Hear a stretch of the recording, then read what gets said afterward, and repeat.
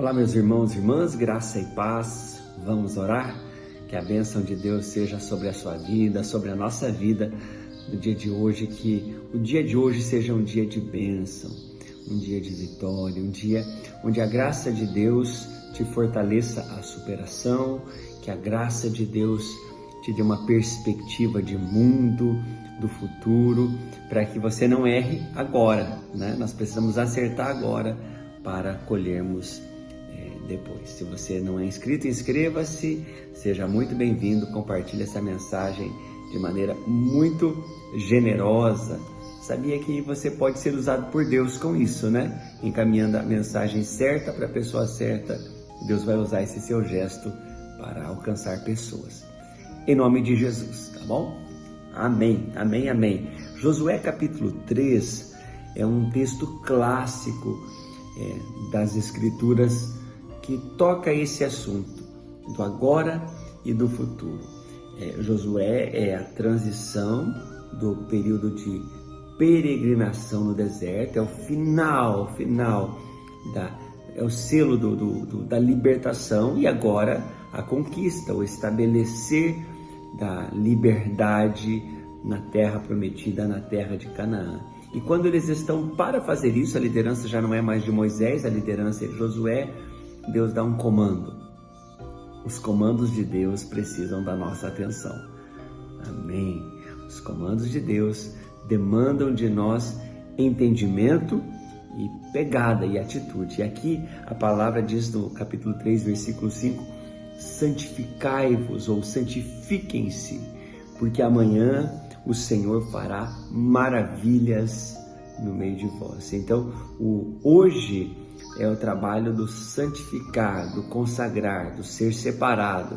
E amanhã é um mistério, né? O amanhã é o repousar nas promessas do Senhor. E as promessas do Senhor aqui usam adjetivos que ajudam a materializar, porque a promessa ainda não aconteceu, nós não adivinhamos o futuro. A profecia é um anunciar do que Deus deseja e dos planos de Deus, não é premonição do que vai acontecer, mas a palavra que o Josué usa é maravilhas. E se forem coisas maravilhosas, não importa o que, né? Coisas maravilhosas são coisas maravilhosas e nós as recebemos em nome de Jesus. Santifiquem-se, pois amanhã o Senhor fará maravilhas no meio de vocês. Agora, esta palavra, ela não termina, ela não é completa nesse versículo 5, capítulo 3 do livro de Josué. Ela segue e o próximo ato que eles têm é o seguinte, versículo 6. Também falou aos homens dizendo: levantem a arca da aliança e passem adiante do povo. Levantaram, pois, a arca da aliança e foram andando adiante do povo. É só esse texto que eu quero ler hoje e quero chamar muito a tua atenção para esta realidade do tempo da conquista e também para aquilo que é a minha vida e a sua vida hoje. Nós que repousamos a nossa fé, a nossa atitude, o nosso comportamento nas promessas do Senhor, e as promessas do Senhor que são boas, são perfeitas, a vontade de Deus é agradável, Romanos 12:2 declara isso, ela será materializada na nossa vida.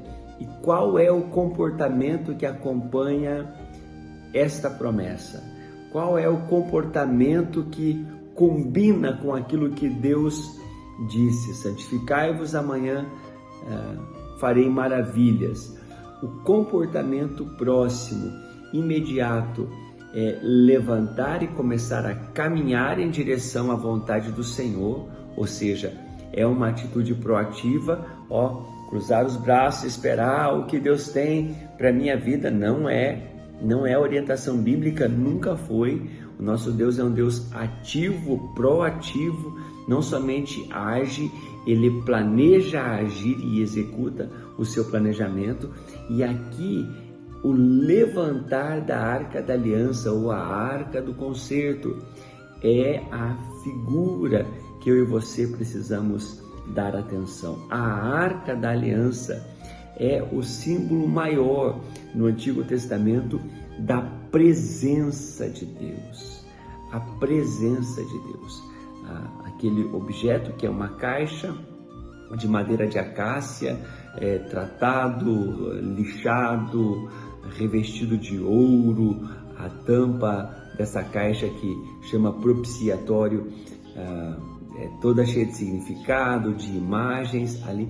Este lugar é o lugar da presença de Deus, o lugar da manifestação da presença de Deus. E irmãos, irmãs, qual é a figura que traz algo concreto para a nossa vida quando nós olhamos esta atitude de levantar a Arca da Aliança e colocar a Arca da Aliança na frente ou à frente da caminhada do povo que vai marchar rumo à conquista de Canaã?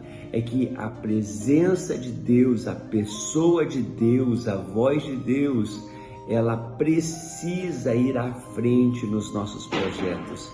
Ela precisa estar na frente na nossa caminhada. A presença de Deus, ela precisa ser prioridade na nossa vida. Quando eu leio o Evangelho de Mateus, lá no capítulo 6, lá no versículo 31, eu encontro aquele clássico versículo, palavras que saíram da boca de Jesus, que dizem: buscai em primeiro lugar o reino de Deus e a sua justiça, e as demais coisas vos serão acrescentadas. E eu vejo nisso um comando muito claro.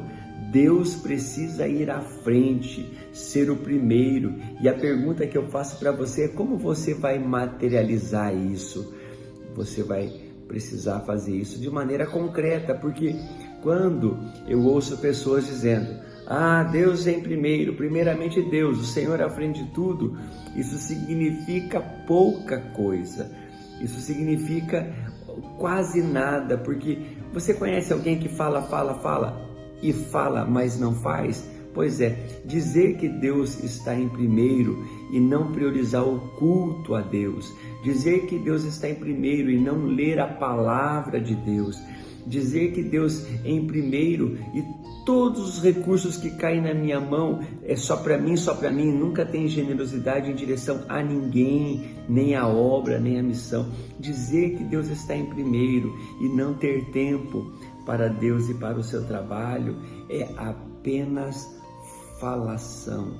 E falação, querido, não move as circunstâncias. Então, repetindo e concluindo, a Arca da Aliança foi colocada à frente do povo e o povo começou a marchar após a presença de Deus. E o convite de hoje é: coloque Deus à frente de todas as suas coisas. Tem um irmão que eu pastoreio, ele usa um jargão, e esse jargão é bem antigo, não é nem dele, né? Ele ouviu do próprio Deus falando com ele, mas eu já ouvi de outras pessoas e outras lideranças que colocam isso em prática.